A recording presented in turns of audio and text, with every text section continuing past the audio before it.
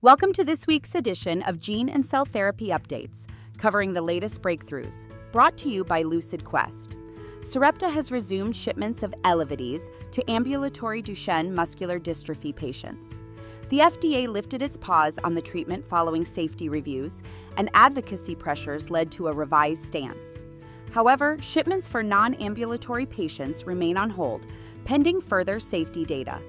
Roche is facing a setback with Elevidys in the EU.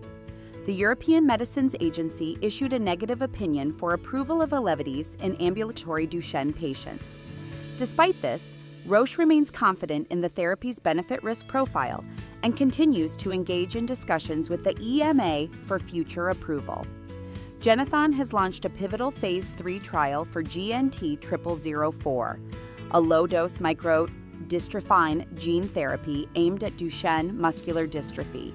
The trial, which will involve 64 boys, seeks to improve muscle function while minimizing side effects, offering hope for improved outcomes in this patient population.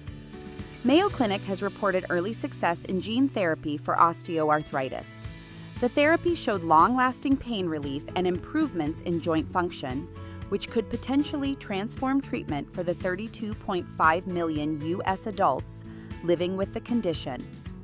Roche Pharmaceuticals has announced a restructuring to refocus on cardiovascular gene therapies. The company plans to reduce its workforce by 30% while continuing clinical work on therapies targeting heart failure.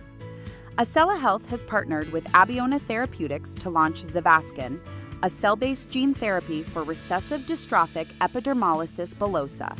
This partnership ensures patient access to the therapy and supports the implementation of customized services to enhance treatment success. Diuresis Therapeutics has formed a partnership with Northway Biotech to develop an AAV-based gene therapy for open-angle glaucoma. The therapy aims to provide long-lasting efficacy with just a single in-office dose, offering significant improvements for patients suffering from this condition. Adaptimmune is selling its cell therapies to USWMCT for $55 million, with additional milestone payments. This sale comes amid a financial restructuring, which will result in a 62% reduction in its workforce as the company streamlines its operations. AstraZeneca has made the decision to discontinue Neogene's NT125 T-cell receptor therapy. The move follows disappointing Phase 1 results in cancer patients, and AstraZeneca is now prioritizing other strategic initiatives within its portfolio. Elpis Biopharmaceuticals has signed a partnership with the National Cancer Center Singapore to advance CAR-T therapies for solid tumors. The collaboration aims to bring cutting-edge immunotherapies to clinical trials, potentially changing the landscape for cancer treatment. Stay ahead in cell and gene therapy research. Like, share, and subscribe for weekly updates. Visit lqventures.com or email us at info@lqventures.com for expert healthcare consulting. See you.